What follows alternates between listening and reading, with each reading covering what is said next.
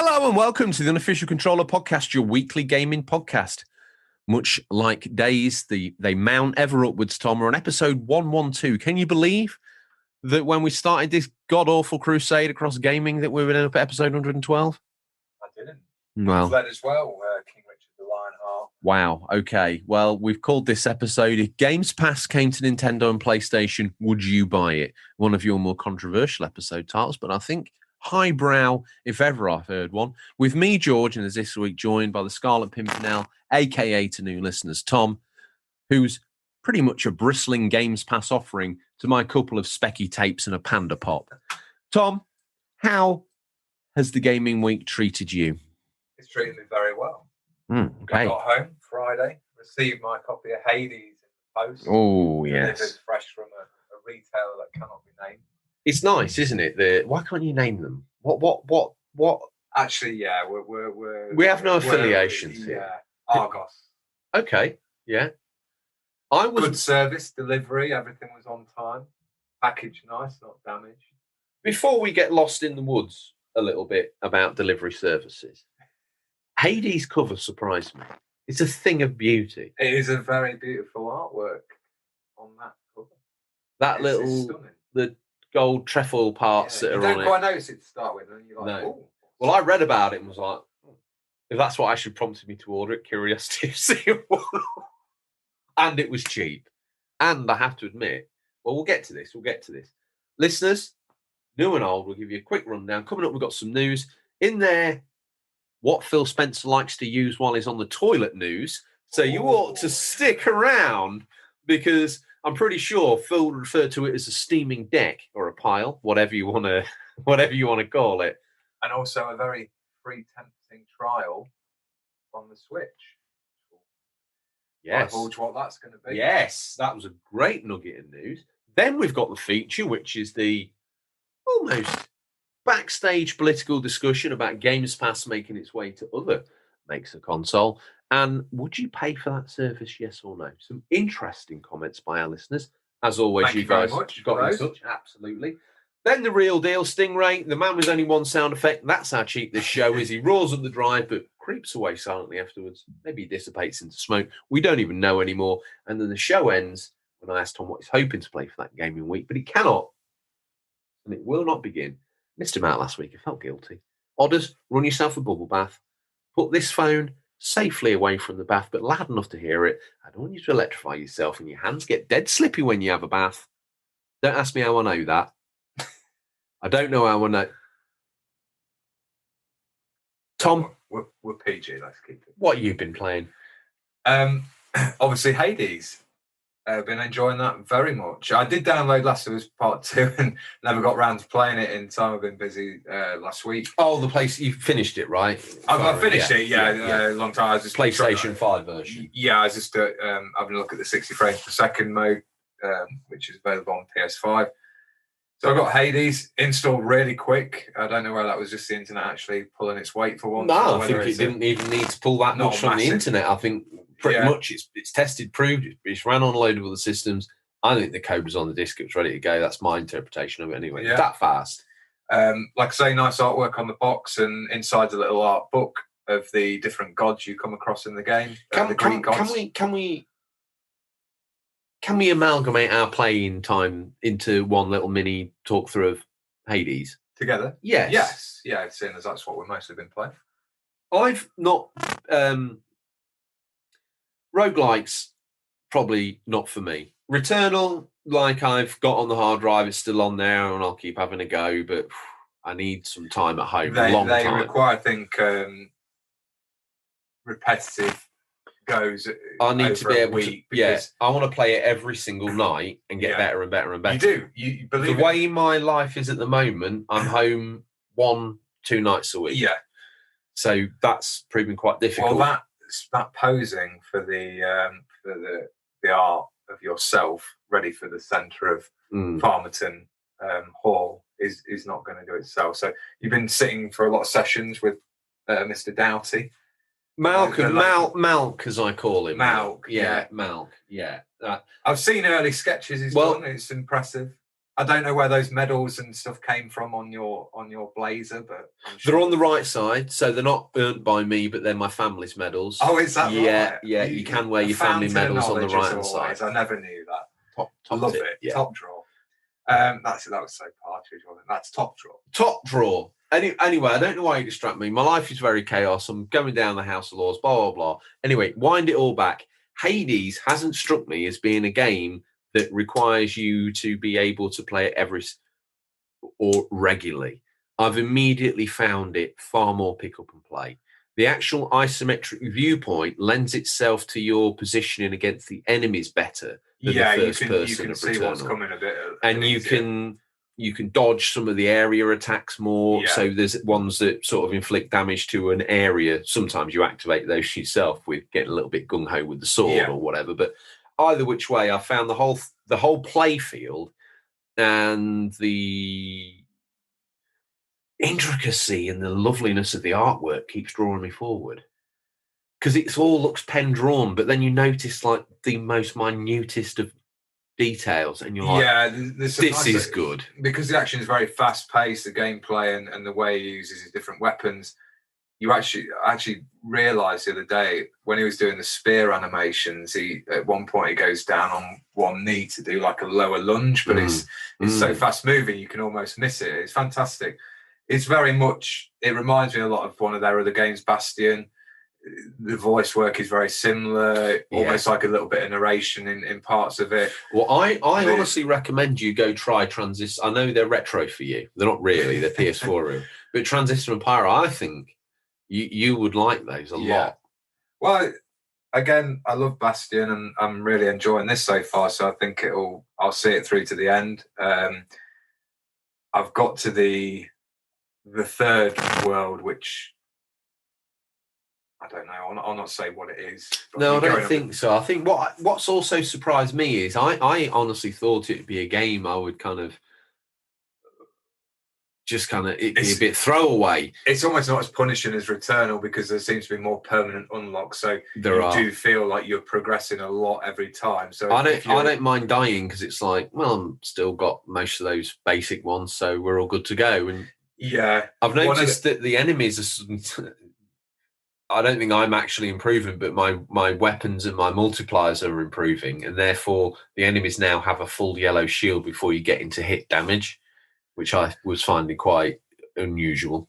You know the mirror, so I'm not going to go into spoilers. None of this is. It's just a helpful tip probably for beginners. In his bedroom. In his bedroom, you have a mirror. Yeah. You look into it, and you can get some permanent unlocks. Yes.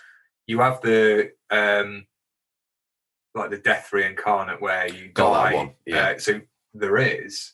So you know Skelly, who has the weapons. Yes. Make sure you give the gift to Skelly. So you get these little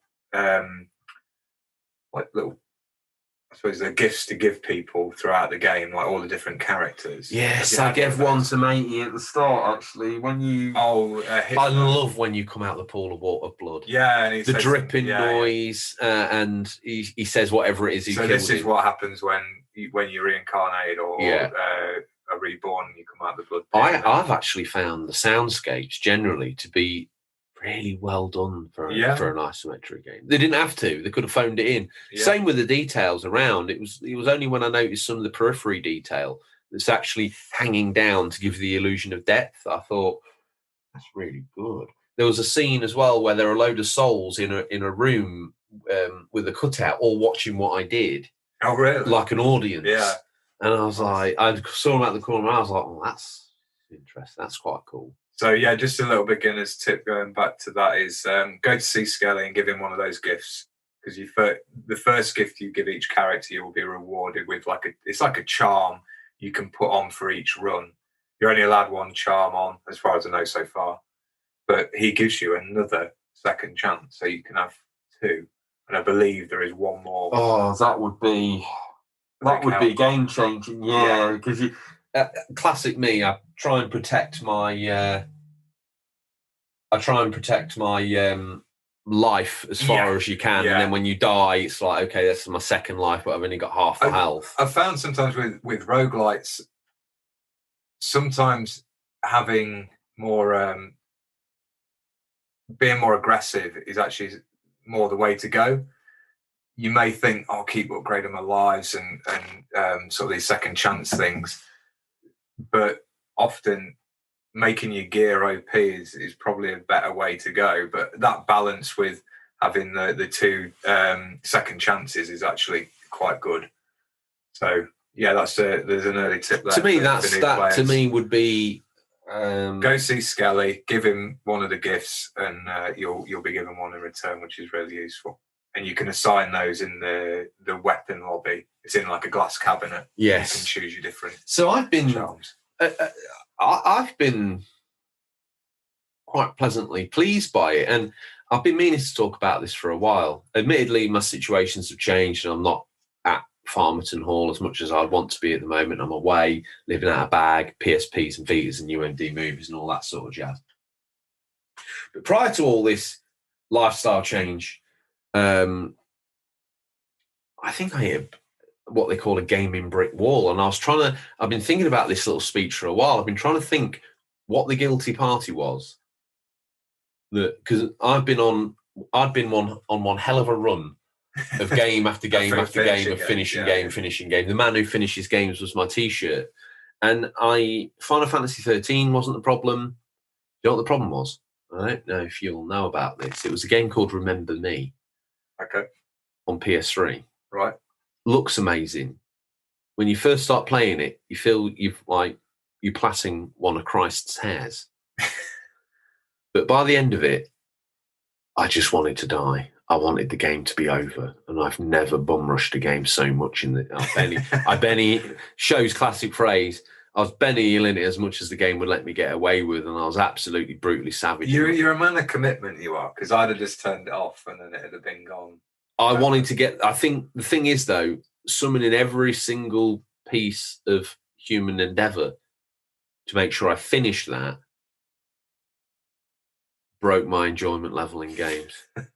Saying that, I have obviously played some PS5 games since. Miles Morales finished that, and a couple of others. Very much. Have you seen the Toy Story meme where Andy drops Woody? It's like, I don't want to play with you anymore. That's me. That's me with the games. Yeah. Well, I would say that's news. Is that all you've been playing? Yeah, it is. Yeah, just Hades, but really enjoying it. Because I installed Medal of Honor Airborne. Oh yeah. In 2008, that really was the pinnacle. A pinnacle of gaming. Well, we have got a little bit of. I tell you what it is now. What? A harsh throwback to an FPS era that began with GoldenEye. Well, yeah, it's quite good. The guns have got weight, but they've got so much recoil. Really? Oh yeah, you're halfway up the screen. Even when I'm doing sort of managed microburst to keep the gun barrel down, it's a struggle. Mm. It is interesting, but it's, as I was playing it, I was like, oh, no. I think with the competitive online shooters now and how big FPSs are, it's probably more. Obviously, this isn't online anymore, but I read in the manual, you will like this. You saying this reminded me. Online, you played as either Nazis, or probably called Axis and Allies, probably, or Allies. Allies deploying an aeroplane, drop down onto the map zone. Hang on. Like, just while we're on that subject, Malcolm says he ain't keen of these crosses you've got on the back of the picture as well. These ideas you're wanting, like some red flags with black cross. I think you're getting confused. They're the German military cross. Obviously, being British aristocracy, I'm half German. Well, Matt makes you half German as well. Have you forgotten that we're related? Yes, but also the lake house has that building, doesn't it, with the woodwork effect, which actually we realise was a Nazi cross. Well, great Uncle Orinoco, he was a fan.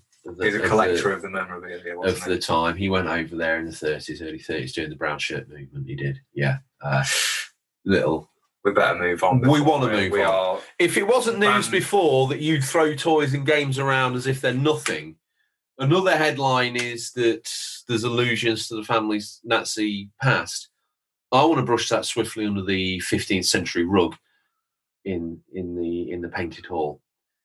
because I want to say to you, we've scoured the very darkest reaches of the internet to bring you the latest stories. First up, it's me, is it? Okay. It is, yeah. I'll let you tackle this one. This was when I alluded to what Phil did on the toilet. It's Phil goes...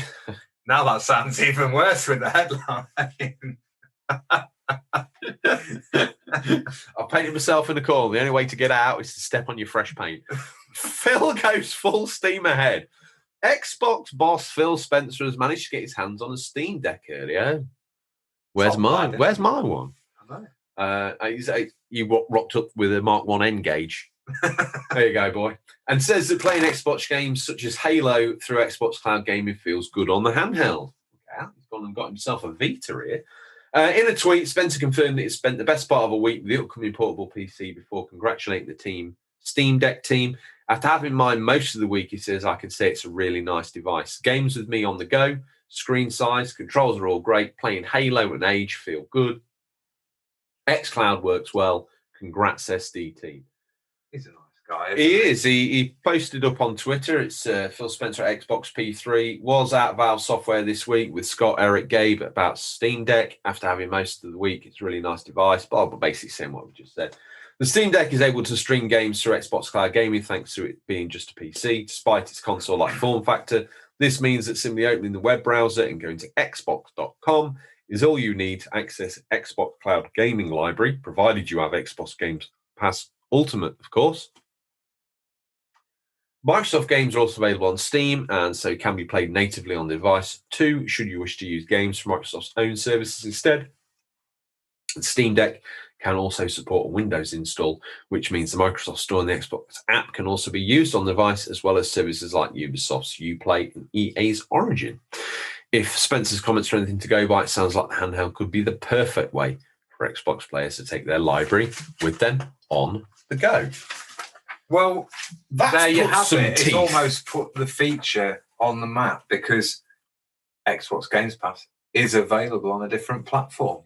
Some would think that this show was planned, thought out, and executed with some... Why you're posing for your portrait? I've been busy.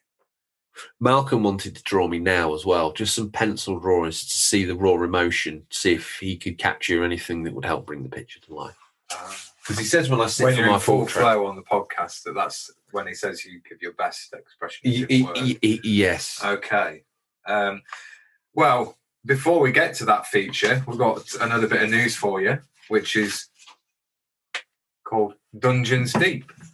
In early August, we shared the news that Minecraft Dungeons was lined up as a Nintendo Switch online free trial in Japan. Representing the latest high-profile arrival on the service, that trial has now ended in Japan, but Nintendo of Europe has confirmed that the spin-off is heading to its territory this week on 18th of August, which will be Wednesday, I believe. As with all of these trials, if you're on a Nintendo Switch Online subscriber, you'll be able to download the full game and play it for free for a week. That's a pretty good amount of time. You've played this. You're a James Work Experience boy. Would you say that's a decent amount of time to get a good feel for the game? Stay with us. We'll be right back.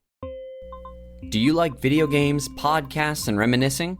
I'm actor, video game writer, and total sweetie pie Connor Savage McCabe, and on each episode of Call Me By Your Game, I sit down with a guest for an intimate look at a special game from their past. Did you and your dad beat Spyro the Dragon over the holidays? Or was Halo 4 the one thing that united your roommates during your senior year of college? Stories like these are what Call Me By Your Game is about.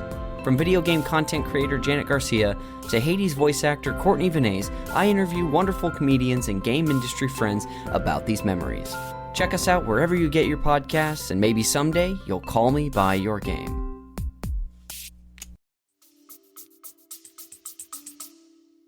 Yeah, I still think, as I said last episode, I think the game's absolutely fantastic. I think it's very clever.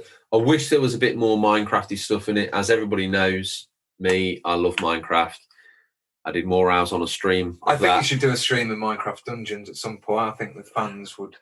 The only problem being, James the Work Experience boy kind of absorbed.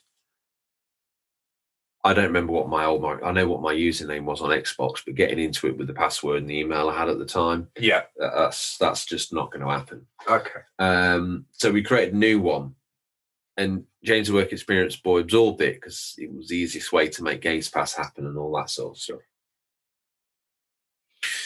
But when I showed him this news, he backflipped through a hoop, because one of the problems that he's been having is he's obviously got his Microsoft account and everything there.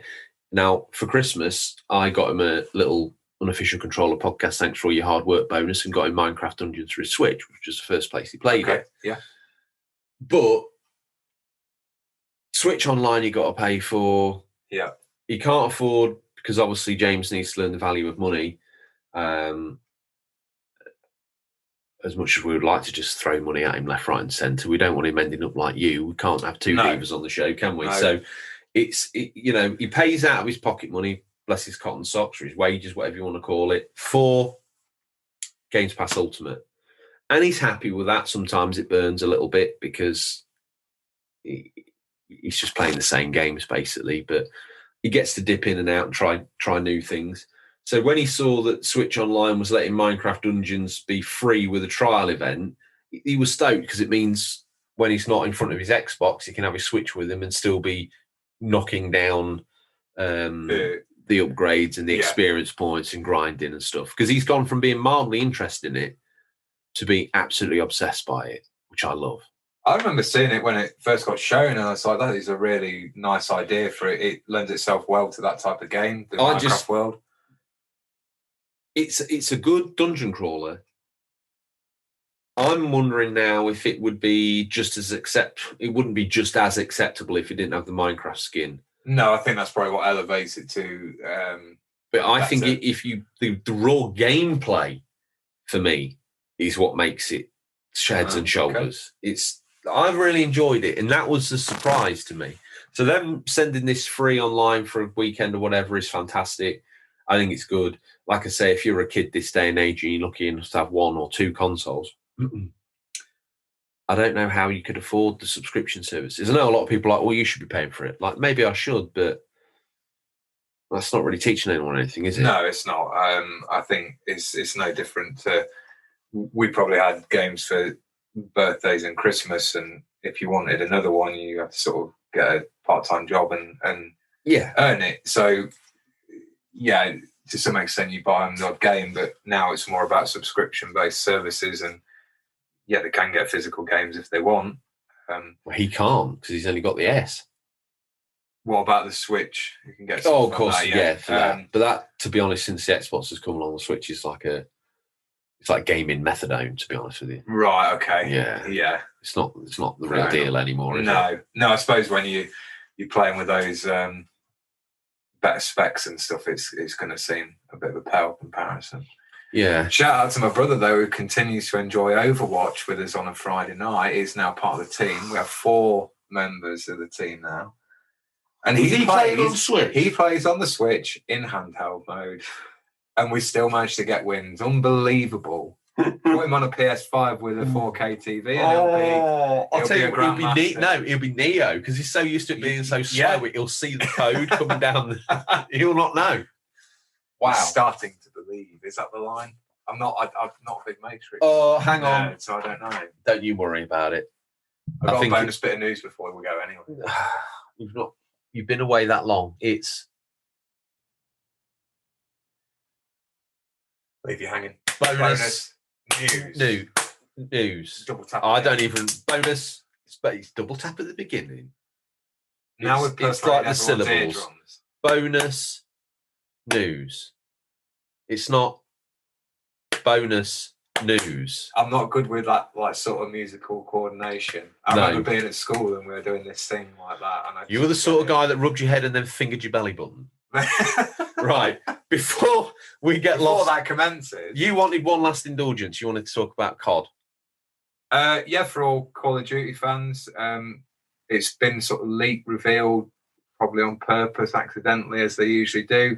On the PlayStation Store, Call of Duty Vanguard reveal is due to take place this Thursday, the 19th, and it will take place within the Warzone community or the game itself. So I don't know quite what they're doing these days. Probably like Fortnite with Ariana Grande doing their thing.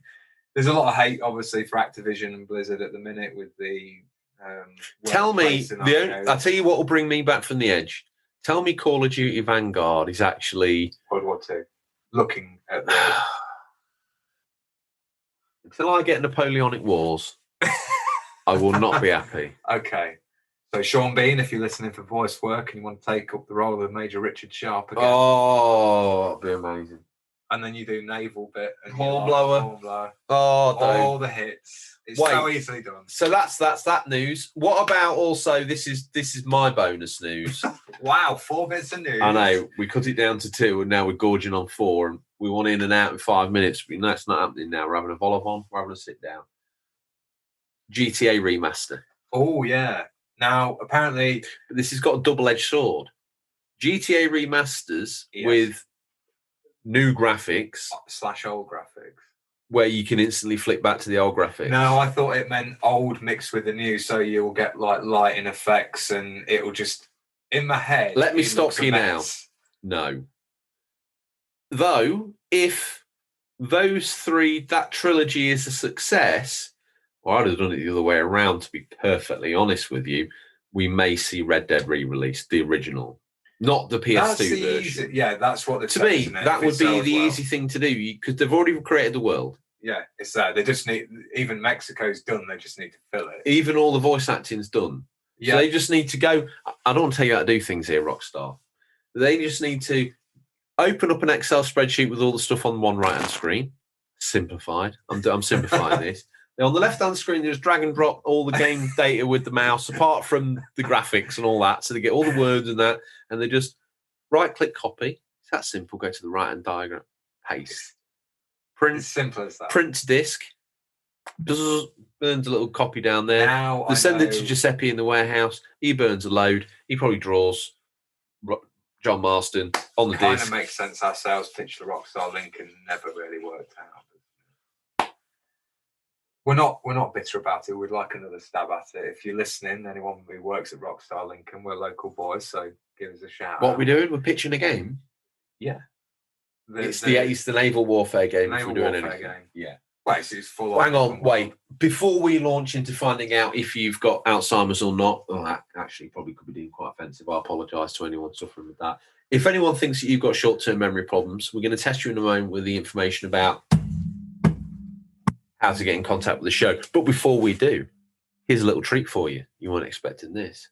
Next week's episode.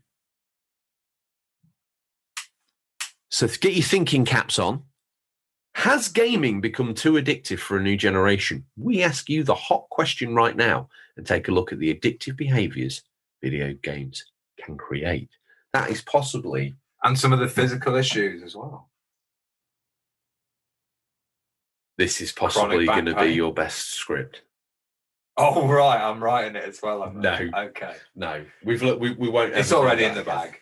No, we can. But I look forward to that. Hopefully that'll give them lots of time to do a little bit of research, come back to us. Yeah. I want them to be insightful. I want them to be a little bit edgy.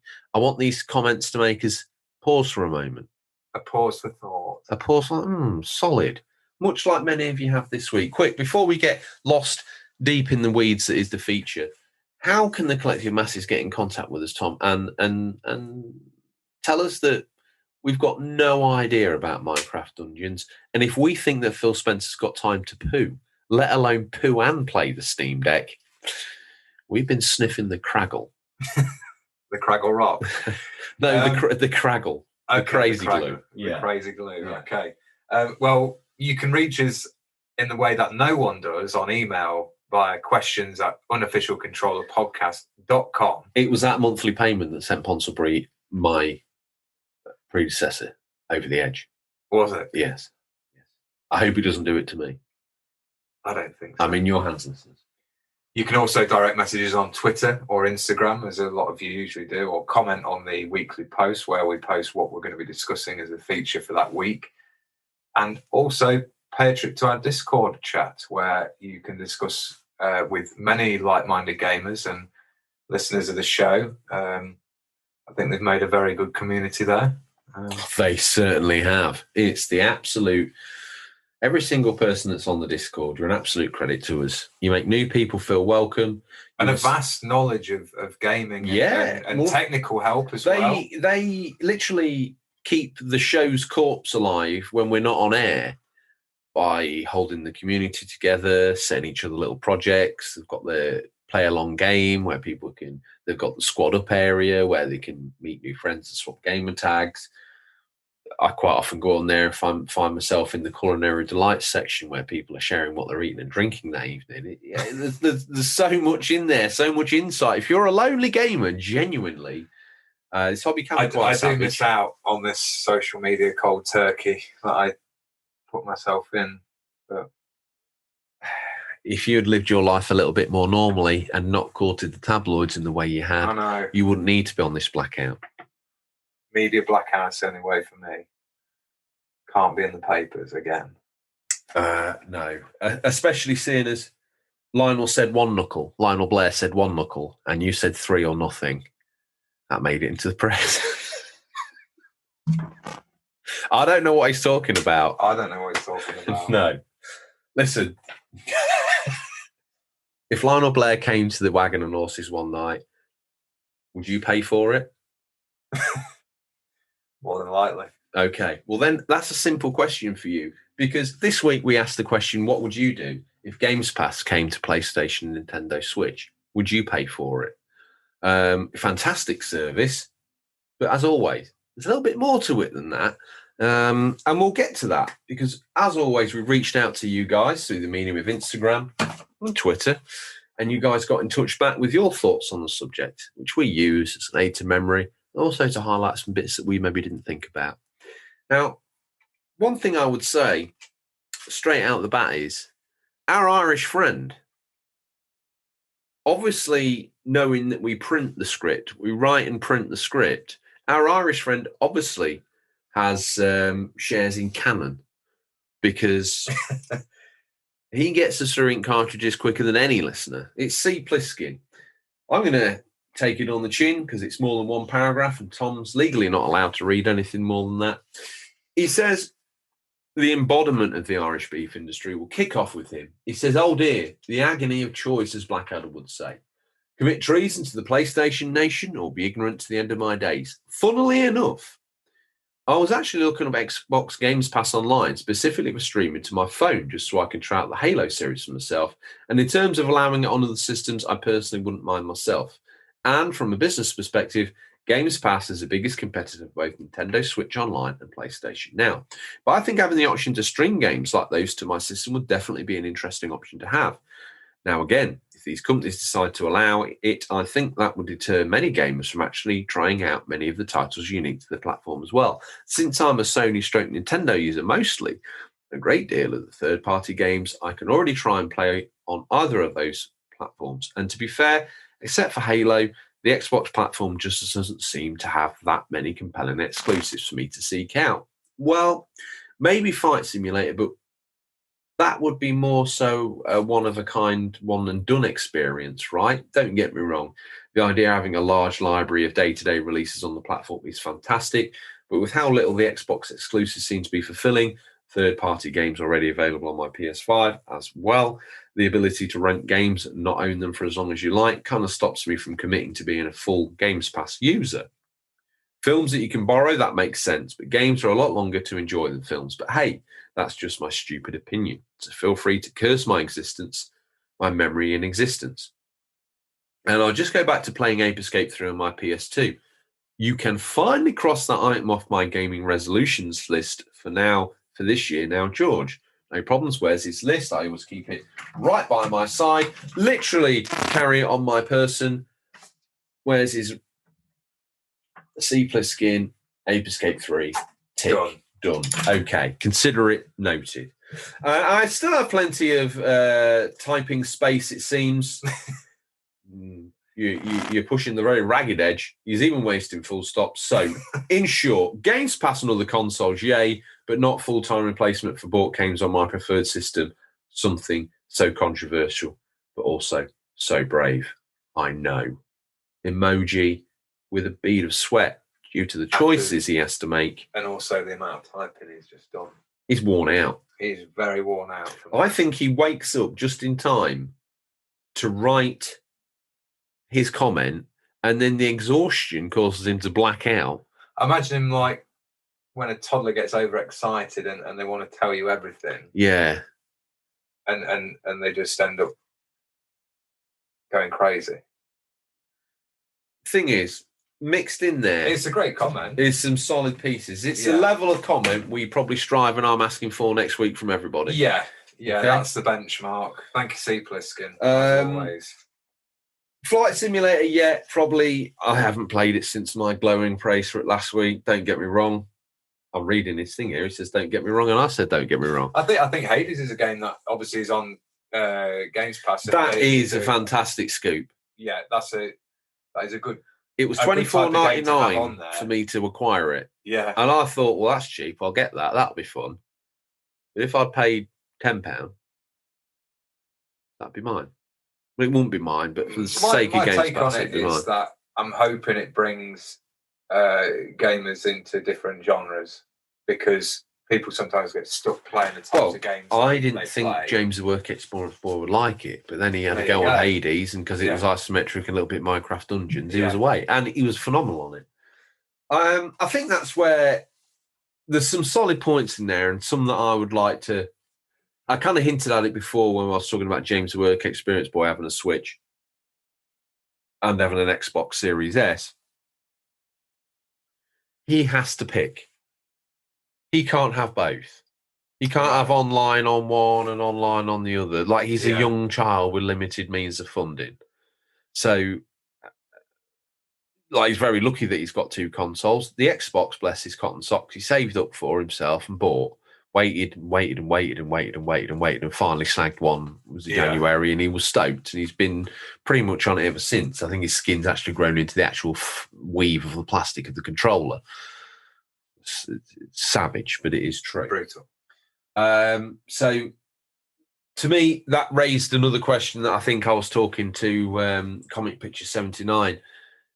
There's so many subscriptions now. Games Pass is a great deal. I'm not saying it's not, but when you've got Amazon and Netflix and Sky, and you've got BBC license fee, and you've got your internet providings, and you've got everything else. Mobile phone contract. If you're not in the Xbox ecosystem, which if you are, brilliant. But if you're not, and Games Pass came, is it another $10.99 that you probably just can't afford? Yeah, I think in all honesty, it would do better on the Switch out of the two that we're talking about. Obviously, like Stadia would, to me, I think the Switch is crying. I think a lot. You see it with third-party titles on the Switch. A lot of people that have a Switch have decided to make, and let's face it, Switch is out selling 4-1, 5-1, whatever it is. It's outstripping everything. It's still selling like hotcakes, even though the Joy-Cons don't work and the screen is poor and they've replaced it with a new one. They're still selling like, everyone was like, oh, what are they going to do with else? The first party lineup as well is don't worry. Questionable. The Switch is going to sell, even if the Joy-Con fell off, slept with your mother and then ran off with a milkman. They're still going to sell. Regardless, people want that Switch for whatever reason. So, but a lot of people look at it and go, oh, first party Nintendo games have played all those. I want some bigger boy games. The console's lacking bigger boy games. But if it had Games Pass and you could scratch your Gears itch, Halo itch, some more mature titles itch that probably won't ever really make it to the Nintendo Switch, that is a good solution. Oh, yeah, it is. Just thinking about it, though, sadly, a lot of those games probably aren't going to run on the Switch. And if they do, they'll run badly. No, but they would be streaming games. Oh, that's true. Yeah, I suppose that's how they've done stuff in the past, isn't it? They've streamed, I think, Resident Evil 7 and a few other titles. And don't forget that you can stream your phone. You can have it on your console at home, or you can stream the game down to an Xbox. Or the plan will be to have a game. Let's say you're still rocking an Xbox One. You might have the X, or maybe you've just got your launch console, and you're happy enough, but you don't really want to upgrade. But Games Pass is saying, it's cool for you, bro. You can keep your console. You can stream it from our super duper PC at home. The Xbox One's got this. All it's got to do is put the image on the screen, send your controller controls all the way to that place and back, and you're sorted. That to me is is a good solution. And it means also that technically now, as long as you got Wi-Fi, the Switch is as powerful as a Series S and X. I suppose so, yeah. Yeah. If you've got really very, very good fibre optic broadband. I think that's probably the other caveat, which I'm sure we'll get to. Maybe one of the listeners has brought it up. But yeah. Well, let's move on to the next comment. Comic Pictures 79. Well, it looks like C. Pliskin and our Adam, as he's known, long-time listener, loyal fan of the show, is the artist of the show. So if you ever want a drawing, you should pop on the Instagram, trawl through his stuff, hit him up. He'll make it happen for you. Very wonderful human being. Do you want to say this one? Sorry. Yeah, I was just wondering who had the longest comment. I was counting words. And I think C. Pliskin's won it, but Comic Pictures certainly kept him honest this week. He has. He's been right on him. Yeah. Is that too long for you to read out, or? Let me just get Darren in here. What do you think of that? Okay. He says okay. He wants a bit more money, but that'll come out your end. Ever since, I've inherited the title, 8th Lord Ponsonbury. This is going to change every week, so I can't remember what I was last time. Okay, 9th Lord Ponsonbury. The money is intensified with before you wanted everything. Now, like you've stripped the drawing room.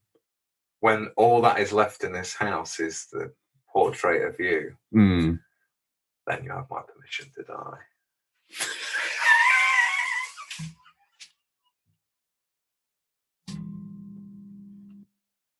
You even did a strange sort of suspenseful piano noise.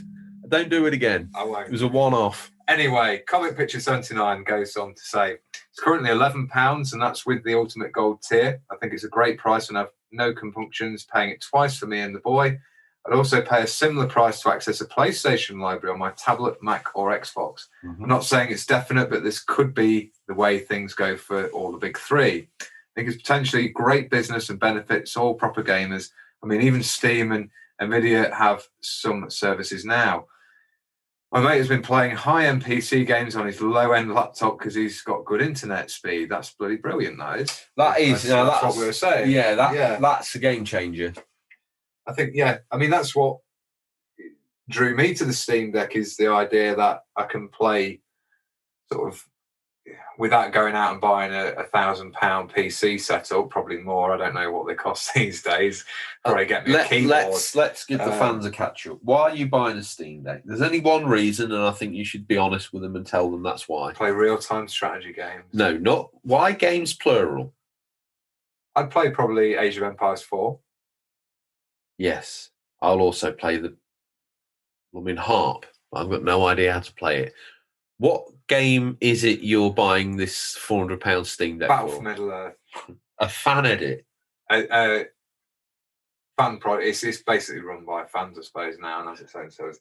Anyway, I'll not bore people with that. Can I just show you the difference between a Star Wars film, albeit not a very good one, that's released in the cinema, and then one of those sort of hokey-looking ones that's released on YouTube, a Star Wars fan film. Lord of the Rings Battle for Middle-earth fan film. Okay. I can see that being... disappointing. Disappointingly bad. I can't finished being made, but if anyone can give us an update on that, we'd really appreciate that. Anyone who is working on Battle for Middle-earth Reforged, please get in touch with the show. I want make my dreams come true. I want a battalion of golems. I want them all looking the same, completely breaking the canon of the book, all saying "my precious." Weakness to lava. Anyway, we need to carry on with comment. Given that it's already available on PC, iOS, and Android, etc., I don't think anyone would be annoyed if it was on PlayStation and Switch, except the fanboys. The heinous fanboys. They're the only ones who ever get annoyed about more games on more systems. Personally, if there was a similar PS service on Xbox, I'd pay for that. So conversely, the same is true. Why the hell not? It's good value. I think there's always going to be a contingent who are resistant to moves like this because they don't want their games on other systems. like when there's a transfer rumour in football, say Mr. X for 10 mil, and the fans are online going 25 mil and we can talk. It's not up to them or us what happens. That's a great comment. To be fair, any grown-up proper gamer would be interested in the idea of having more games to play, wouldn't they? Question mark. Maybe I'm wrong and it's just me. I'm sure there will be someone along shortly to show me why I'm wrong. I don't think you're wrong or right. I think it's a good comparison in the way that, deluded fans speak about the way their player is worth this much money. He's not going there until it's like, mate, these decisions are made way above the fans. Their games comment is not, I don't think, just a result of gamer tribalism. I also think it's the echoes of a way the job was done. Prior to the internet, you needed your fans to get behind you. Let's say the PS2, the internet was burgeoning, but a lot of people didn't really have it or know what to do with it. Yeah, what you used the internet for gaming was probably finding news on IGN. Some info or some so game guide. The PlayStation has been quite successful in their exclusives. Hype up one every month or every other month.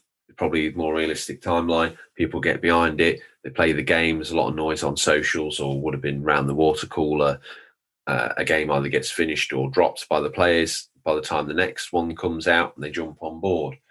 I suppose during the PS3 era specifically, PlayStation brand and the PlayStation 3 console took publicly and financially for PlayStation an absolute kick-in. The 360 got out a year early. It was the right price point.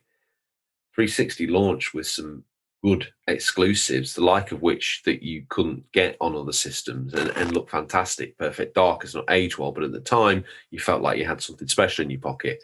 Cameo, Call of Duty 2, first time on a console in that way, it looked fantastic. PS3 still wasn't out. When it did come out, it was megabucks. The only way to salvage that was to double down on the exclusives thing to get people to buy the console. So I guess the esprit de corps around the PlayStation brand during the PlayStation 3 era was one of the underdog and one of someone that was proud that they had a system that was locked away in this bizarre little corner of the world, but they had their exclusives to play on it. I think that's sort of added fuel to the fire of that. And I think that's why it might take longer for Sony and some of these fanboys that we talk of to let go of, and I'm doing the air quotes, their games. They've kind of invested in their games while there's a long-term investment, and you feel like you've been with them since they were the underdog. I mean, we've supported consoles that have died. We've supported consoles that have done amazingly. As I've said well. before, normally me getting a console was the kiss of death for that console. I mean, I remember bringing the Wii round on launch day. I picked it up in Lincoln. I brought it back to yours, and you were impressed with just how different it was. But both of us could have never predicted that it would just be so successful. I mean, there's some utter garbage on that machine, and there is. There's some greats on there as well. Yeah, like Poodle Parlour 5. Cooking Mama. They couldn't get it right, Poodle 1 to 4, but Poodle Parlour 5, fantastic. Metacritic 1. Yeah. So what do you think about that? Is it that the patterns of the playground conversations and the water cooler conversations been ingrained into gamers' time immemorial because of the way the industry started and where it's at now? Is it moving too quick for a lot of people's tastes and concepts? Not the majority, but I think we're tribalists. I think humans we have to. Sport is a great indicator of that. Yes, people, especially in the 80s and 70s and 80s, would just go and fight with people because of what football team they support. And it's the same now, apart from a lot of these people on the internet aren't used to that sort of confrontation. No. They're just spouting or drivel because of a console someone plays or a game someone likes. I mean, it's question. It's just human nature, sadly. Currently, we've got PlayStation 5 sat at home. Yep. Flipping it on its head. PlayStation come out tomorrow. I mean, they're meant to be doing a showcase, allegedly, some point in time. It's probably meant to be now. We should be covering it, but we're not. They do a showcase. They announced PlayStation Now is going to get every PlayStation exclusive day and date. It's going to be the equivalent. I know it's a bit less now. It's like £7 or £8 a month, whatever it is, compared to their 10 or Xbox's 10. But they came out and they said, all right, we're going to bring out all of the PlayStation exclusive, all the games people get excited about, all the games that people say they want to play and own. They're all going to be day and date. They're all available to look at now. We've got thousands of games that you can just download and play. It's same price. It's £10 a month as Microsoft. Are you getting it? No. I've thought about this because I've been thinking about the topic because we discussed it earlier last week and coming up with ideas for the topic or feature for the week. I've thought about it a bit and no, I wouldn't. Nostalgia is very powerful and I think I'm tied too much to getting the physical copy of the game that comes through the post, or I go and pick it up if I ideally can from an actual shop. And I have that and I own it. I'm not knocking streaming stuff at all. I have Netflix, I have Amazon, and in some ways, maybe for a handheld or something, I give it a whirl. Or I can see why some people have an Xbox S or something alongside a PlayStation or a Switch. If I may interrupt. Me personally, if it was on my PS5, I don't think I'd get it. I enjoy collecting tat, as you know. You had to climb over 6 boxes of unopened Hades just to get through the door. But I like that. You see, James has got his Series S, doesn't even sweat that he's got no physical games for it, don't care. Yeah, I think... Actually thinks it's amazing. Whereas I'm like, well... We are looking through it with nostalgic eyes, and I think if you get over that, then you realise that it is probably better. It is a better idea. But are we then also part of the problem? Are we, to go back to Adam's comment, is it us that we don't want... I'm not saying we're in either camp or whatever. I'd be quite happy if PlayStation games were on Xbox and vice versa. I don't care about the affiliation with a brand. To me, I like to own something, and that's why I got the physical PS5. I could have saved myself, what was it, £50 or £100? I think it was £100, wasn't it? I could have saved myself that, got a digital one. But I just like having games. I mean, I've got all my favourite DVDs, but I'll quite happily watch a new film when it comes onto a streaming service. But Snake, same. But if I really like it, I'll buy it. Yeah. And I kind of, if we're entering into a thing, is I'm nervous that with like the next iteration of the Xbox and the PlayStation, there will be no option for a disc drive version. I don't know. I don't think if you look now. But what's the point? What would be the point of that? Because all it's going to, what is it? A lot of the time, the Blu-ray. Huge Blu-ray. It's probably just got www.playstation.com/downloads. And you put it in, it's like off to the web address and download. So what is the point of that disc if that's where we're at? What you're saying, it's not actually on the disc. Quite a lot of the time, no. I don't know. So it should. You could test that and just not have your internet turned on and put it in and see what it does. Some would work. I found it weird, just speaking of that. Spyro's an example of that. Yeah. When Spyro first launched, the Reimagined trilogy, the first game was on the disc.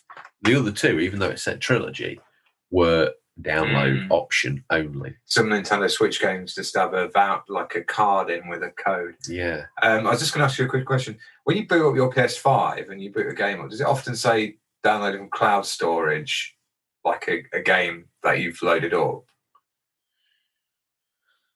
Mine does that, and I don't know whether I haven't noticed. I think there's probably. Is it not your save? It's your save. Yeah, it's the save. Sorry, that's what I'm talking about. Well, you want it up there anyway, don't you? Really, save space on the console, right? Yeah. And to be honest, automatic on the console. That was quite a good thing in the transition from 4 to 5. Is I kept I did keep some on the console. Yeah. I kept some in the cloud. So when I switched to the new PlayStation, my saves were just there. Yeah. I didn't need to plug it on live support and stick a wire on its backside and then a wire on the other one's backside and let them talk for 6 hours. That's not new console cool, is it? No. I mean, I got Ghost of Tsushima save file transferred over. That's out. Well, that's out towards the end of the month. So don't ever steal Stingray Thunder again. I stopped myself. You did. I just carried on. I think. Let's get to another comment. Yeah, I think we've certainly talked the wheels off of Adam's comment. So, as always, some good points. Finster Game has reached out. He says, considering most of the time consoles themselves make a loss and the real money is made once you've entered the ecosystem on software and systems, I honestly don't understand why exclusives are still a thing. Surely making games and services available to everyone not only is great for gamers, but doubles the market for the company itself. If a PS equivalent of Games Pass was on Xbox, it would both give me access to those games and also Sony be getting money from me, an Xbox user, without first having to lose money selling me a console. That's a win for everyone, is it not? It is. And very gregarious, this talk, I have to admit, and it obviously shows our community are very open-minded and very engaged and gaming gamers that like games. Yes. Finster Game refers to himself as an Xbox user, but I think he also had a PlayStation 2 growing up and all sorts of stuff like that. I wonder what his opinion would be if he saw himself as a PlayStation user. And if why? I mean, what's made people so loyal to different brands along the way? I think you do just get into the ecosystem. Like, I was a massive fan of the 360, so it wasn't really a question of when I went out to buy or I got an Xbox One for my birthday. Then I just kept looking at some of the PS4 games. I really wish I could play that. And eventually I was like, I'm going to get that. And I had a Switch in between then. I still got it now, but I got really involved in the Nintendo ecosystem. I was like, I'm just going to save my money for like the Nintendo first-party exclusives. And you do get drawn into this thing of like, I want to support this brand and stuff. And then really realising this thing, you know what, it'd be great if I could just play them all wherever. I mean, we're lucky enough to have... Is there something quite quaint, though, about playing a Nintendo Mario game on Nintendo absolutely, hardware? yeah. I think it would seem strange if it was available and everything. I'm probably speaking very open-minded and idealist world of everything's available to everyone. Like you say, there is something nice about... I remember when Wind Waker came out for the GameCube. There were people in the queue ahead of me and all in Lincoln Game, and they were just buying GameCube with Wind Waker. They were just buying that for that one game, probably. That is the power of an exclusive. What I've just thought of is...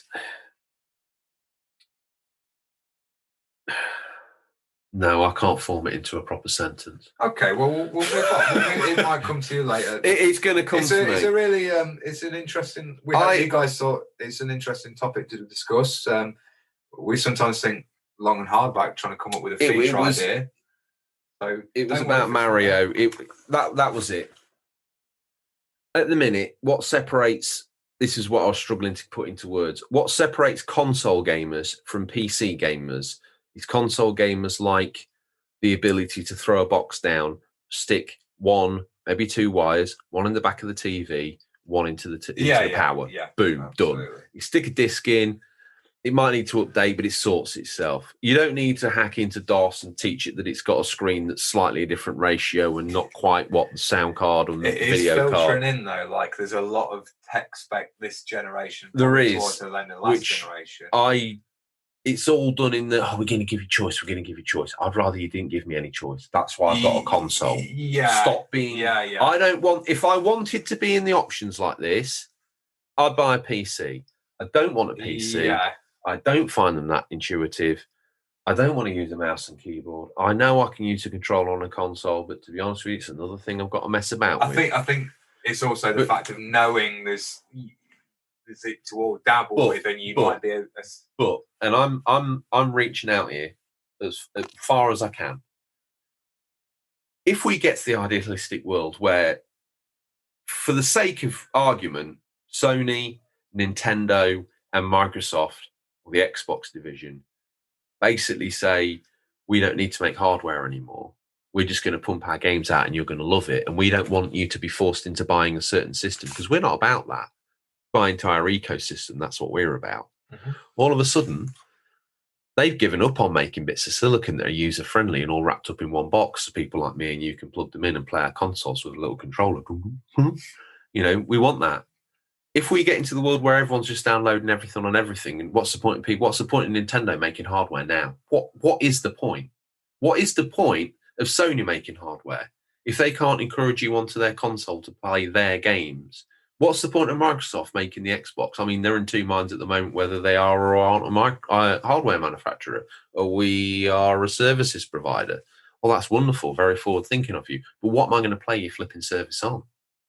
Oh, you can PC or your phone. No. I don't want any of that. I want to be able to sit down at 4K and play it on my telly. And I don't want a streaming box. The problem, I agree with you on those points. The problem I find is more and more stuff is coming to a point, like you say, where what am I going to play that on? And it comes down to your phone or tablet. And it's like, how much stuff are you going to just do from your phone or tablet in another 10 years' time? So I like to put my phone down, put it out of the way, snap. And if I'm online gaming and we're sat in a lobby and I'm just, I don't know, watching something on YouTube, that's as far as I go. But if I'm playing a single player game, it's like a film. I just shove my phone out of the way.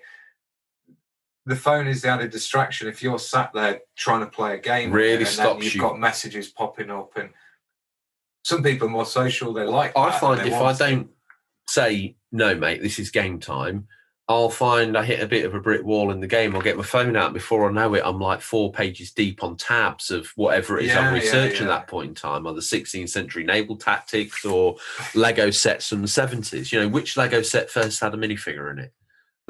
And I'm like, I look up and it's like, oh, what's this? Oh, it's Ghost of Tsushima or whatever it is. Amazing game. We need to learn to have them. But I agree. Is the next generation of consoles your choice of how much money you want to give one of the big three that month through the medium of your phone? If that's the case, no wonder people's phone batteries are call dying. Me a retro gamer. Okay. Because no. Well, speaking of retro gamers, the OG retro gamer. That's it. Well, first of all, thanks for messaging in, Finster. Hopefully, yes, thank you very much for the as comment. always, everyone. I love these types of shows because everyone raises such good points that we go off on tangents. And I know we need to press on. So, retro gamer Thomas, thanks for the comment. He says, for me personally, I have PS Now, which I know is different, but 800 plus titles. Plus, I think it's pushing 100 downloadable. I tell you what, every time I see what PS Now is doing, because it's like Games Pass, legendary, agreed. PS Now, it doesn't matter whether they've got twice the amount of games or whether they're a third of the price. It's not getting any traction, is it? Why? Well, he goes on to say, I paid £37 for the year, a bargain, but I rarely use it. I find it's a bit like Netflix. So much to choose from. I never really stick at something like I would if I bought a single game. Let's get to the end of this and then we'll discuss that because I think that's quite a big point. That's been my biggest gripe with Games Pass, I think. Where did we get to? That's probably just me personally. I'm a bit old school. Now, if Games Pass came over to PlayStation Switch, I still think I'd probably subscribe just for the new games at release. Would be ideal on my Switch. I think the reason it hasn't so far is that games companies who have games on Games Pass and PlayStation have the best of both worlds. Paid a lump sum from Microsoft to have it on Games Pass and the sales of the game on PlayStation. If it was all subscription-based, would games companies earn as much? ? Not sure what the figures would be, subscription versus game sales, ? I've got some stats I want to wheel in. I was doing some research ahead of the show, and I stumbled across an article from like a Video Game Insider. It might have been an ex-PlayStation guy, to be honest, but seeing the number banded around behind the scenes is 500 million subs for Xbox Games Pass Ultimate or equivalent, Sony, PS Now, whatever it is, to hit critical mass and actually break even and make some money. Okay. But that's every single person that owns a console across all the formats right now, all going tomorrow, let's get Games Pass and an Xbox. That's every single head in the gaming market accounted for sitting under Games Pass at £10 a month, $10 a month. We need to grow the industry if that's to be the case. And I know that some indie companies and some video game companies have done awfully well about being on Games Pass because Microsoft will pay them big money to be on there. Yeah. But it still is a loss-making service. How long can Microsoft have got some deep pockets?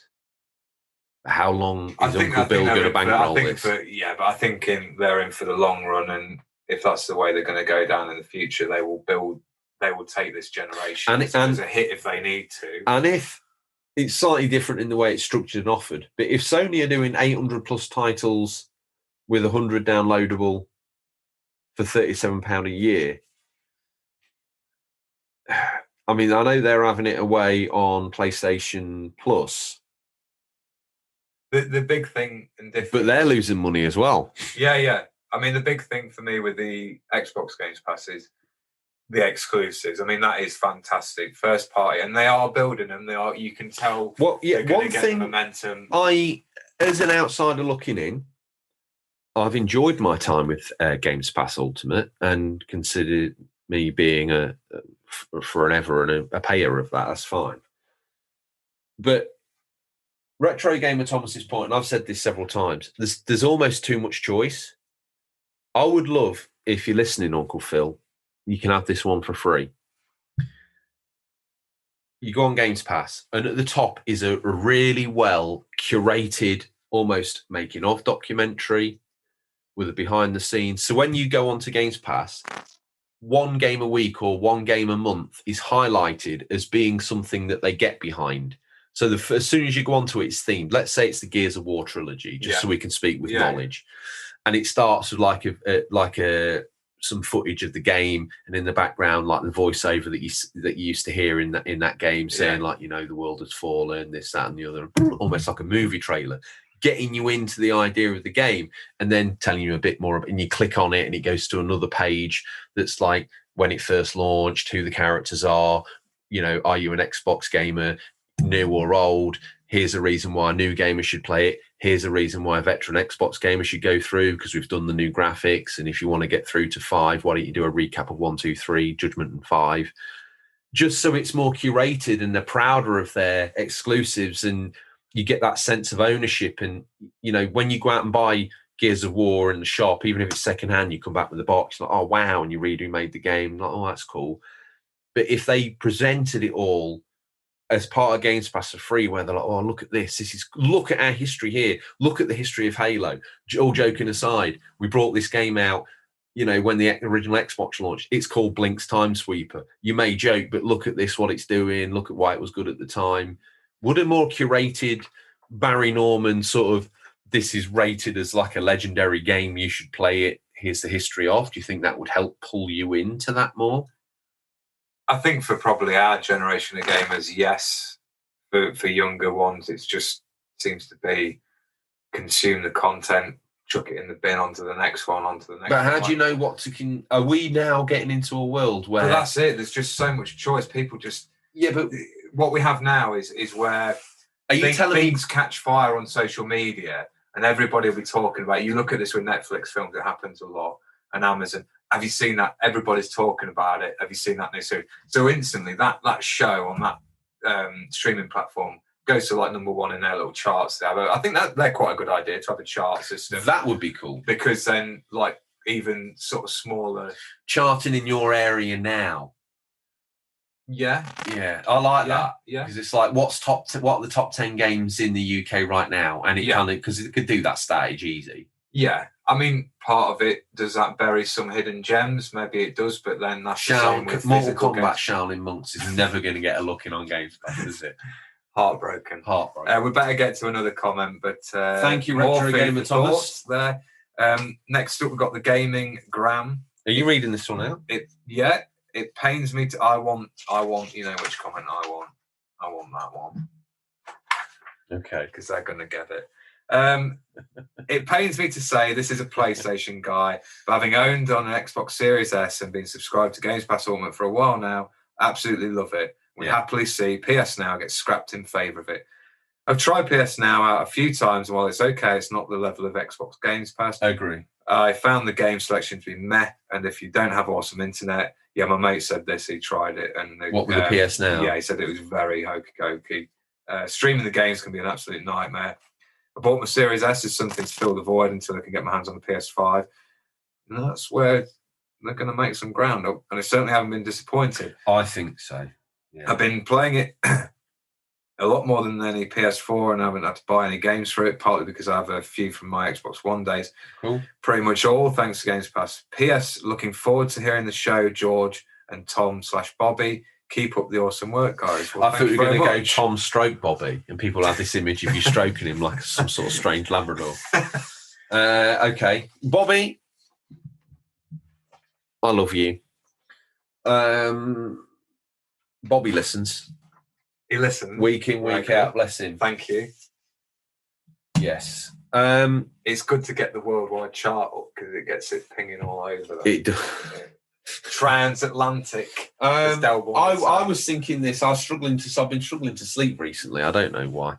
Thinking of this comment or thinking of this content, I think, really.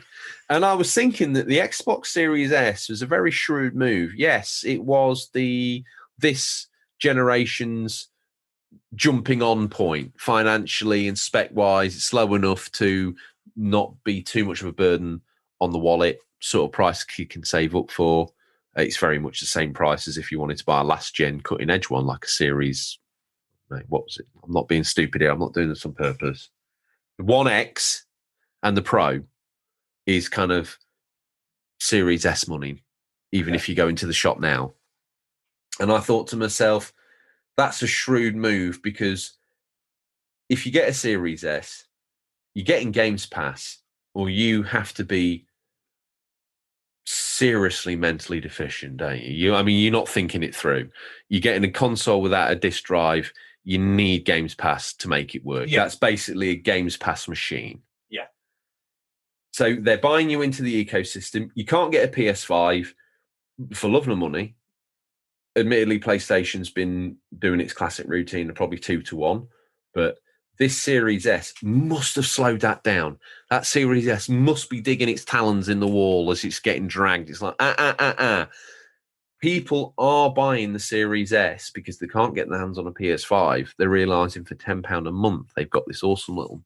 And a lot of people still haven't got 4K tellies. We need to remember this. Yes. So the Series S looks incredible on a 1080p screen. Yeah. Which probably 90% of gamers still have. More than likely, yeah. We're probably edging towards 25% people with 4K now. Yeah. But yeah, what's your thoughts? It seems like they've just kind of, I don't know, we're obviously waiting on a PlayStation event. They didn't do anything at E3, and they're doing a little bit of a Nintendo arrogance of like... It feels like they do. They're just probably doing what they think is right. And I don't think anyone at PlayStation or any business wakes up and goes, how can we communicate with the fans less? Yeah, exactly. I don't think that's ever a topic on a whiteboard for everyone to gather around in a meeting room and drink coffee. I think sometimes in this day and age, it can seem like not arrogant was the wrong word, but just like ignoring and being oblivious to everything that's going on. They've got a little bit of form with the PlayStation 3. They kind of buried their head in the sand and didn't really bring out any games. It was awfully expensive. But people say that we're entering the PlayStation 3 era again. And I'm thinking, how can we be? Because we've had 2-3 exclusives out within, it's been, in my eyes, the PS5 has had a good year with what's come out, especially when you consider what's going on. Exactly. With delays. And saying they're mute and tone deaf, I just don't think so. I think, again, kudos to Microsoft. It's because they've took a situation, what they've done is they've realised that the battle straight out console for console sales isn't going to work. You've got to flip the script. Like VW did when they got caught with the whole emissions thing. They flipped the script on diesel because we're all told to get into diesel cars. You've said this. Getting diesel. Then VW got caught lying, and instead of VW being the enemy for lying, diesel cars are the enemy. How weird is that? And I feel don't get me started. Wow. I think with PlayStation, it's the patience thing of like, I really, really want an event. I want to know what I'm going to be able to play on it at Christmas, or that like the winter lineup. And it just, I think you already it was know. a bit like this last year when we were waiting for the event to actually know what we needed to save money wise, what we were going to be able to play on it at launch, and how easy it'd be able to get one, and what it looked like, what it could do, all that. To be fair, if you were a young lad, either at school or first job, full-time job, and you knew you were a big gamer and you wanted to get the PlayStation 5, as you say, they probably aren't in the ability to throw a couple of £100 in the kitty every other week. Yeah. So they're throwing £10 in the kitty if they don't buy some ciggies, Yeah. Mum, look after my wages so I don't spend it all on beer and inappropriate women. And then you might have like £250. Yeah. But then Sony dropped the bombshell, it's going to be X, and it's like, you can't save up that quickly. And it was late and it was tough and it was hard to get whatever console you wanted. I think that's easing off now. Yeah. I think all consoles are readily available. Yeah.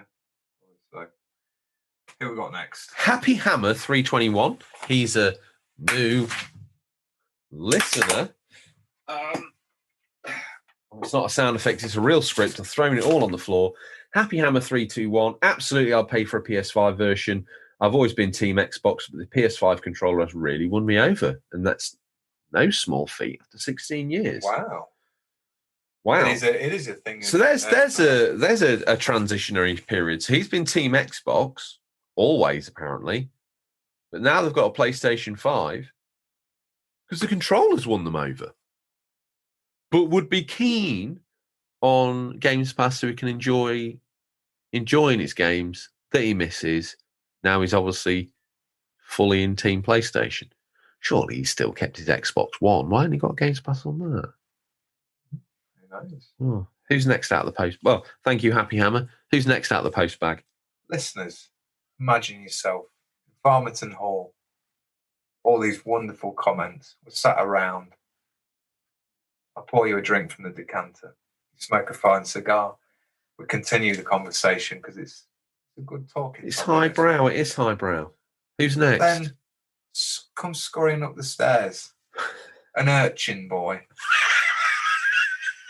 Spliffs and giggles. He says, what a stupid question. Out of all the gaming questions you could ask, you choose one that's not relevant to any gamer in the world and based on make-believe. First of all, make-believe. I need to pull you up for something. We are beyond reproach. We've never heard from Spliffs and Giggles before. That makes them a new listener. Thing is, okay, keep your standards high, impeccable, impeachable. Don't lower yourself to that. Okay? They've made a good point.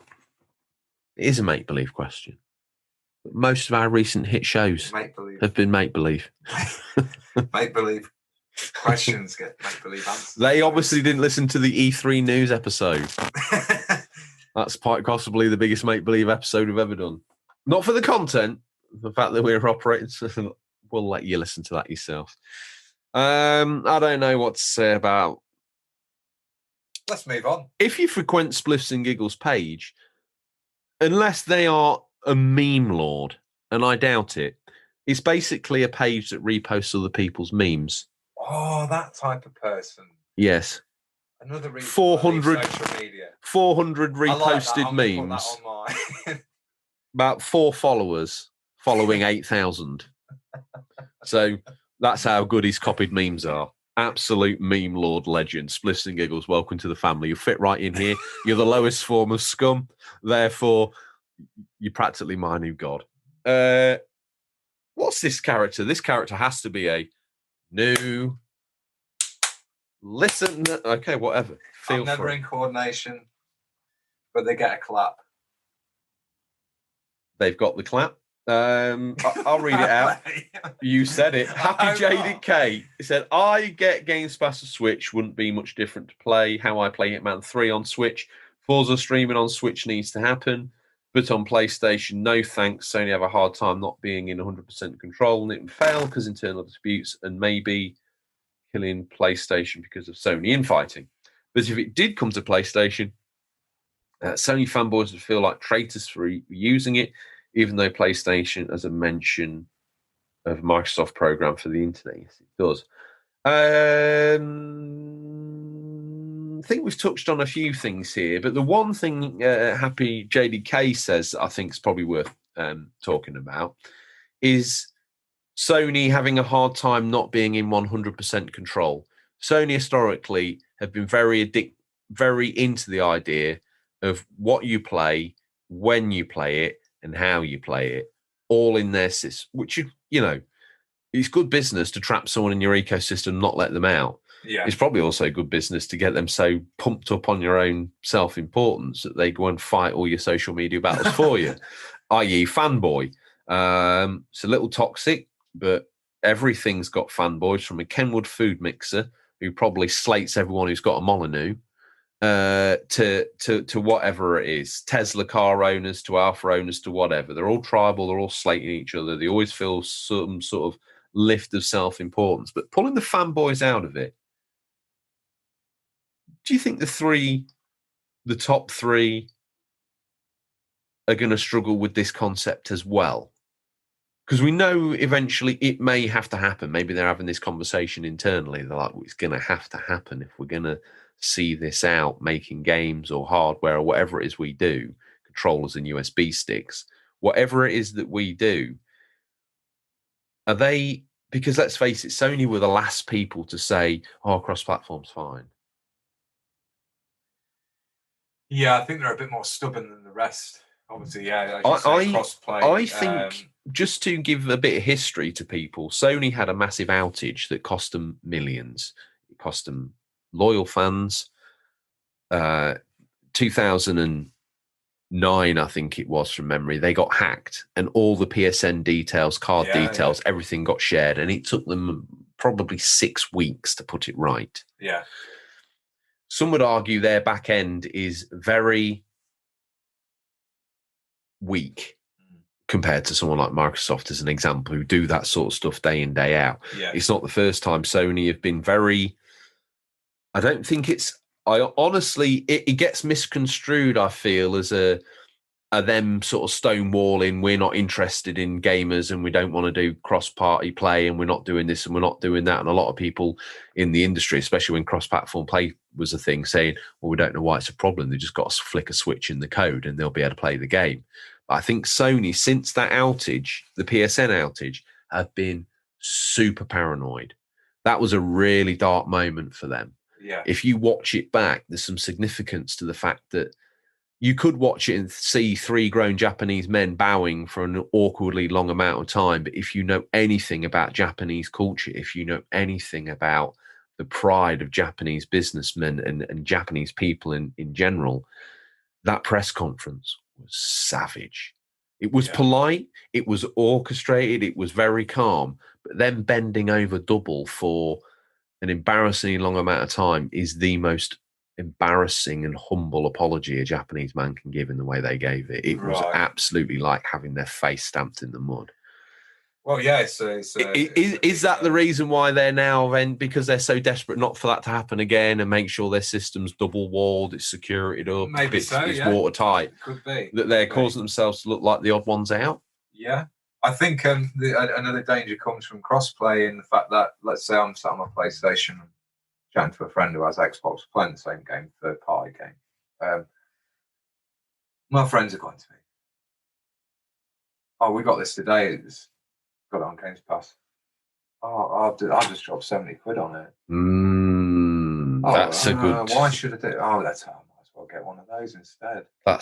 You can see the mass. You can see a couple of Xbox gamers talking to the PlayStation friend. Well, if you sold a PlayStation, I'm just checking on CX now. PlayStation. I've sold it for you. It's done. Get the Excel spreadsheet out. CX are giving 550 for the PlayStation 5. To some of the scenarios in our life where PlayStation 5, sell that. That's 10 years of Games Pass Ultimate, right? You've got 600 games a month. Blah blah blah. Someone giving it the full sales pitch. Like, leave them alone. It doesn't matter. We do that. Yeah, but the thing is, that to each other. It doesn't matter. 1 minute, someone's saying it doesn't matter what system you're playing on. The next minute, if you're not on the system this person's playing on, you're not being savvy with your wallet. What's wrong with you? I don't care that you like this white console. You're meant to be doing this. I think that might be that's another solid read, Tom. Tell you what, your insight into the gaming industry, designed, fantastic. Well, let's switch to another man whose insight comes all the way from Dubai. The man who swapped a Game Gear for a reindeer and then masqueraded as Father Christmas in his hometown for 10 years. Legend. Yeah. Without a doubt. I have a PS5 Switch, but I'm very interested in Games Pass, especially as an Elder Scrolls Fallout fan. I've only wavered on part Xing my old PS4 Pro for a Series S because it isn't full Ultra HD. And they've floated talk of a MS-produced Games Pass dongle for my TV. If they pushed it onto PS5 instead, although I reckon they will hold at least another 18 months before doing so, then insert Fry from Futurama gift here. Take my money. Yeah, and we've got another Dubai listener right at the end there. Well, before we go to them... Well, no, it's not Dubai, that's Scooby Dooby. My eyes. Only waving on part XML PS4 Pro for a Series S because it isn't full HD. To be honest, get it traded. If you can get a Series S as almost a straight swap, that's a good deal. Especially seeing as Dubai Jim refers to himself mainly as a self-confessed Elder Scrolls / Fallout fan. I mean, you aren't going to be playing that on your PS4 Pro or your PS5. Well, we don't think. Although I very much doubt. I think I called it when it first happened. What's the point of spending that many billion if you're just going to give all your toys to everybody else? Yeah. But then, even if they come after a year, because people will.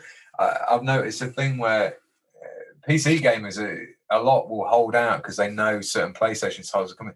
And you read, oh yeah, Bloodborne is still going to come. It's like, it might not. It's a long wait to wait. I'd rather just buy a PlayStation and play it. And I'm sure there's others who feel the same, but I think that will happen with... Wait. Phil Spencer wants everyone to be able to play games anytime, anywhere, anyhow. But now he's got exclusives. He didn't like exclusives, but now he likes exclusives. That's the business. That's just business. It's just the biz. It's just the talk. It ain't personal. It's just business. We need a soundbite that makes it sound good. Yeah, I want games everywhere. Gamers. I don't like exclusives. We've just spent all this money. I love exclusives. It's like the Robin Hood from time. Well, also, PlayStation are guilty of that this gen with we are only generational. Oh, mate, I want to do a show on that because that stoked my iras big time. Embers. Yeah, big time. Yeah. The thing is, I was trying to find a direct comparison, and probably the only direct comparison would be PlayStation 2 or 3, where you could play your old games back compat. Yeah. It is business, though. It is. We've got to remember it is business, and PlayStation would have thought, oh God, yeah. Wish we hadn't said that. Really need the numbers to do well. The thing is, Morales, so let's. They've got form, because when Xbox stumbled with Xbox One and the whole DRM thing, Sony very hastily recut a video of them just passing a game. Look how easy it is. Like, people forget. I remember Sony was going to do the DRM thing as well. Exactly like Microsoft. Microsoft got caught holding the pooey stick. Well, yeah. Like, hey, look at Microsoft, everybody. Hey, look at them with a pooey stick. Like, Sony, you were holding that 2 seconds ago. It really was. It was an absolutely not pleasant move, I would say. But they're just as bad. Last comment. Do you want to take this? Hooby Dooby is a new listener. A bit more coordinated, though. Yeah. They simply say the what? Only if you give my PS games.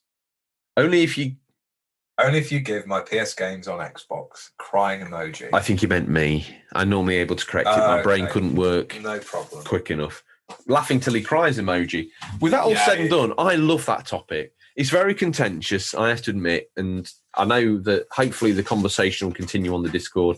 I've probably said something that's angered someone. If I have, I didn't mean to. I'm just talking. Why? Ad If lib. people are offended, it's good. It's good for people to be offended. It's good for business. This is just business.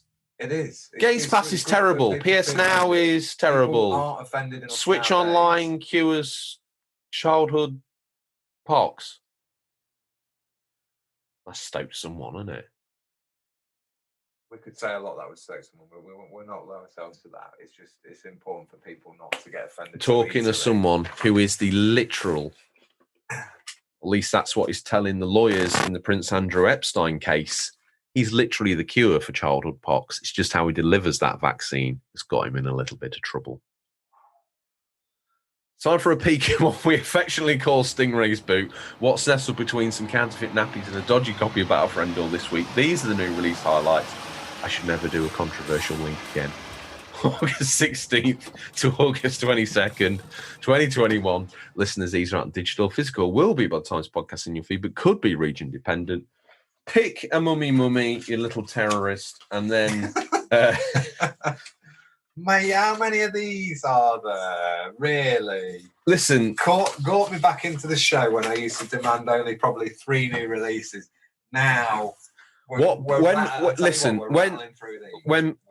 absolutely are. When Bobby comes back, he'll explain to you why cutting at the beginning of the show means extra content at the back of the show. Only true listeners are here now. Right. And if you're listening now, you're awesome. You are awesome. Thank you. Even I don't get that far. No, it was you. You've just dropped some pastry between your legs. That slice is a little older than you want it to be. It's gone a little bit dry. We can see everything. Not everything, just the pastries. Okay. Yeah, you see what I'm saying? I'm not meaning that. Are you first out the boot? I'm just thinking of a line that was in Race Afterlife. Is it for now? Is it appropriate? Can you remember it, or are we going to be clutching at straws? I'll probably tell you it after the show. It's something to do with a area of the body that looked like a doner kebab. Yes, Apple have called.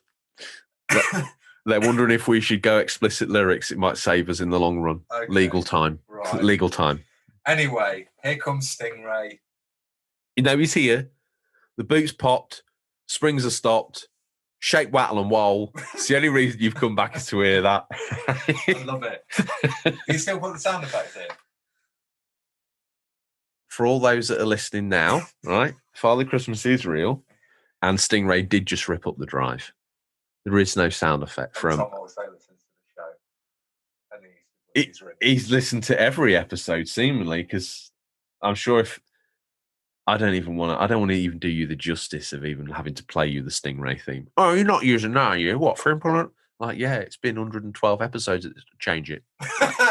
There's one thing. The fans love it. We can change the host. We can change the other host. We can do whatever we want. But one thing we can't change, even if this ends up being a podcast about cross-stitch, Stingray's coming down the drive with the latest cross-stitch releases. Comprende? He always would. He always delivers, like the milkman and the postman and the Amazon. Daddy. That's your name for all those previous titles. Job title.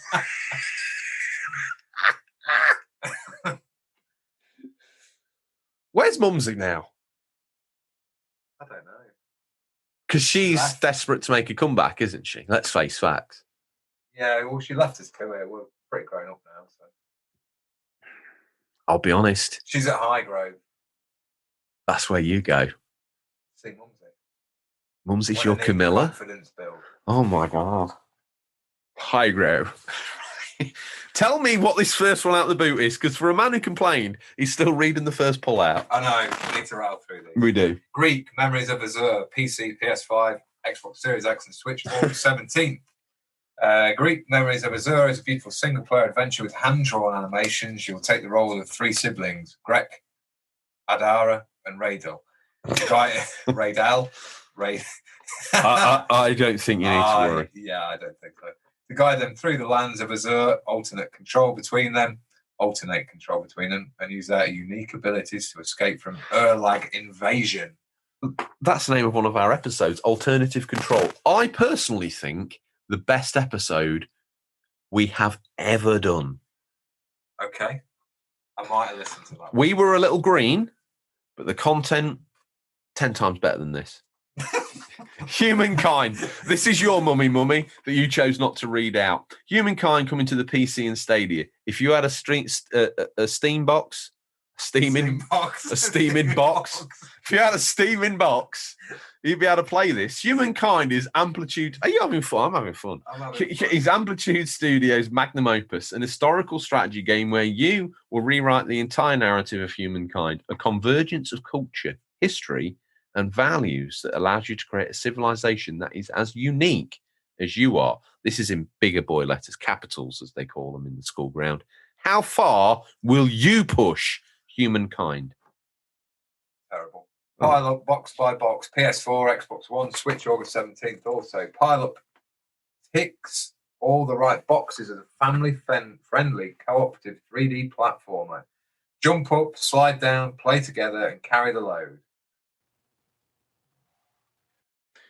Okay, here's the prequel to Hades, Hell Architect. PC, August 18th. Hell Architect is a game about building and managing your own hell. You take on the role of a hell manager and are tasked with developing the underworld in a way that would make Lucifer himself fall off his chair. Out of Line on the Switch. No, not a story about a BT man who's run out of cable, but a unique adventure game filled with beautiful puzzles, all hand-drawn in original 2D art style. Out of Line follows the adventures of San in a quest to escape the factory that was once home. Dive into a story set in a mysterious world that is revealed through multiple chapters. Skydome PC, August 18th. Choose a champion, sharpen your skills to win tower defense battles full of multiplayer action. Skydome, I went with that voice because it sounded like somewhere wrestling would take place. But it's actually... I had more Mad Max 2 Men Enter...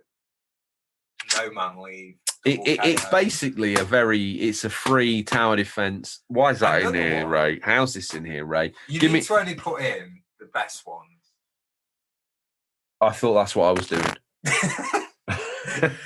Clearly so with the next choice, Mayhem Brawler PC. That is another one I would have picked blind for you. Yeah, it's Streets of Rage. Is it? Yeah. It's an urban fantasy themed beat 'em up that brings back the 90s arcade vibe to present day with comic book style art and kick-ass soundtrack.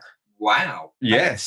Attention. Yes, please do. It offers a unique experience that you can tackle solo or co-op with friends while defining the next step of the story with your own choices. Do you understand now when I tell you that I actually thought that was something that you would be into? I'll take a look at that. Okay. Monster Train First Class on the Switch. So good, I've neglected to get a thing for that, so we'll bin that. We'll go Recompile, PC, PS5, and Series X. I don't like Switch. You know, they hide their product descriptions behind so many different clicks and knocks, and you get in there and it's not right and it's annoying. So I always do Switch last, which is probably why they don't get the full bells and whistles. Anyway, Recompile, PC, PS5, Xbox Series X, August 19th. This atmospheric Metroidvania hacking adventure lets you take control of a semi-sapient program struggling against deletion. In the sprawling 3D world of a mainframe, Recompile features intense combat, tight 3D platforming, superpowered abilities, and an environmental logic-based hacking mechanic. Next up, we've got Rims Racing on every single format you can imagine. Is it on Stadia? It probably is. Therefore, ergo, that game is not very good at all.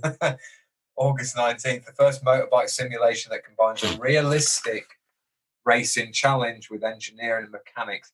Ride the world's most powerful motorbikes and optimize their performance by swapping out parts and analyzing data in real time. Game that no one's ever heard of. Yeah, Ride Call. They want their first motorbike simulation that combines realistic racing challenge and engineering blurred back. Yeah, you're not worthy of holding it. And your graphics look like you're off the original Xbox. Blow me. That's them sorted out. Who's this guy? I like it. Welcome to Angry George. This is what you're getting now. I love it. You've rubbed off on me one too many times in a Jimmy Savile way. I said no. This is the angry me coming out.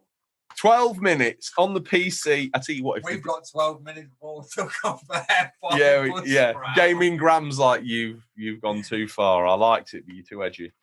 Okay. An interactive 12. Now this is actually my mummy. Okay. Genuinely, I've called everything my mummy. This is my mummy. I tell you what, though, you want to take an online acting game, choose your own adventure type thing. William Dafoe, he's got to be in it. He was in that. He was in Beyond Two Souls as well. I'm pretty sure he's. No, I don't know. He's been in Call of Duty. No. Spacey has been in a Call of Duty. Yes. Hasn't he? And all the people they can get. Well, What should we do? that's it. Let's get Spacey. Anyway, 12 minutes, PC and Xbox One. If you remember the Xbox event that they did, this was one of the games they covered, and it did have me fascinated. An interactive thriller about a man trapped in a time loop featuring James McAvoy, Daisy Ridley, and William Dafoe. The great William Dafoe. Next up, we've got Arita of Spirits. That's right. Is that Ray, Daisy Ridley? Yes. Oh, that'll be Woke. You know, I now see 12 minutes as Slipstream starring Mark Hamill. Yeah, that's basically what that is. Arita of Spirits, PC, PS4, Xbox One, and Switch, August 20th. Arita of Spirits is a story-driven action-adventure game following Arita on a journey to unveil mysteries of the spirit realm and immerse yourself in a story filled with emotion and surprising turns. I've seen some footage of that. Actually looks quite good if you're into that sort of thing. Ghost of Tsushima Director's Cut. Mummy, that's mine. Thank you. That's your mummy? Yes. Okay, all right. Well, it's out on the PS5 and surprisingly the PS4. Surprisingly also the PlayStation 1. August 20th. If you're a history buff, you may know that in addition to Tsushima, the neighbouring island of Iki was also invaded during this time period. It's funny how I've also used that island to describe finding some dog poo on the bottom of my shoe. Well, that's Iki. Time for a whole new chapter in Jin's journey is coming, and it will take place on Iki. In this new story, Jin travels to the island to investigate rumours of a Mongol presence. But soon he finds himself caught up in events with deeply personal stakes that will force him to relive some traumatic moments from his past. Whole new story, new characters. This new island also features tons of new content, including brand new environments to explore, new armour for Jin, as well as his horse. Horse armour DLC. It's 3 times the price of horse armour. So I hope there's a lot of horse armour for that. But listen to what else you get to do. New mini games, new techniques, new enemy types, and much more. Plus, although it's pointless, it does give a great feeling of satisfaction. There are even more new animals to pet. Excellent. I will be hopefully enjoying that if I get around to getting it. No, it's more if we're going to afford it this month. Hopefully so, with the extra payment for well over the clock this week. Well over. The more I say well over, the longer it goes on, the more pennies. Ching, ching, ching, ching, ching. I never realised. I was having fun. I lost all track of time, and now I realise that's how I do it. The acting ability to make it feel like we're running a. I walked the entire estate today. Show. I'm exhausted. Okay. Read out this thing. You need to be finding some Anglo-Saxon gold in this estate to pay for these fees. Finally, we've got Madden 2022 with PC, PS5, Xbox Series X, PS4, and Xbox One. Cannot let go of that cross-generational stuff. August 20th, all new features in franchise include staff management, enhanced scenario engine, and weekly strategy. Share avatar progress and player class between face of the franchise and the yard with a unified progression. The first time ever in Ultimate Team with just Superstar X Factors at half time. That's all the new releases. That half a bundle of A4 represents the show. Most of it's C plus to comment, but do you know what? This might be the loosiest goosiest episode we've ever put out there. But I've absolutely loved every single second of it. George, wait before he goes. He's got a new section. DVDs are gone. This man only deals in UMDs. What's your UMD pick this week? I'm concerned for your head trauma. The fact that you asked me Either means you come up with a witty new intro for the show, or you care about my feelings. It was the former. Unlikely the latter. What UMD? Has to be a UMD, so I'm going to love putting you on the spot. It will come down to the two that I actually owned when I had a PSP. Okay, in that case, I'm picking Ghostbusters. I'll pick the English Office Series 1. Can't wait for next episode. No, 2 weeks' time I'll be out. I'll be down and Oh, that's why I picked Ghostbusters, because I thought that was the UMD year. Yeah, you've done me. Checkmate. Checkmate indeed. Stingray's like I'll have to be wheeling out VHS next week. Stingray's gone, leaving a couple of mini discs. He's as confused as we are. With all that said and done, smoke settled, the dust has cleared. The Brahma Bull has parked himself down for 5 minutes just while he gets his breath. He ain't young anymore. Those that paid attention at the top of the show, what did I tell Oddus to do? Pour a bath? Run a bath? Run a bath and don't drop his phone in it, even though it's a battery. To be fair, he's struggling with hypothermia now. He's been in that bath a long time. His skin is shriveled up. Shout Mumsy to put the boiler on. Pull the plug out and run some hot water to balance that temperature out, Odders as ice. Tom, what are you hoping to play? More Hades. I'm hoping to finish off this episode and get back and play some more of that. Me too. Although I've got a pack for a trip to London, to the Lord's Suite. I thought it would be amazing. I'm not stealing anything from the Lord's Club. No, just some go down the tat shops on the high street. Did you know? I'm gonna leave you on a fact, one of those facts that I know. Are you ready for this? Yeah. You know, old buildings can be listed grade 2, grade 1, grade 1 star, and you know all that. Is it weird where it goes backwards? So grade 1 is.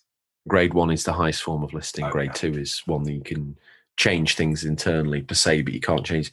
Well, the House of Lords has a club for all the members of the Lords to retract to. A lot of them use it as an area they haven't got lodgings in London, so if they have to stay down for a week or so, they use the facilities there. That club is listed to the point where when it got its listing, the library had to be frozen in time. The arrangement of the order of the books on the shelf in the library is listed. So when you borrow a book, it has to go back on in the right place in the correct order as the listing states.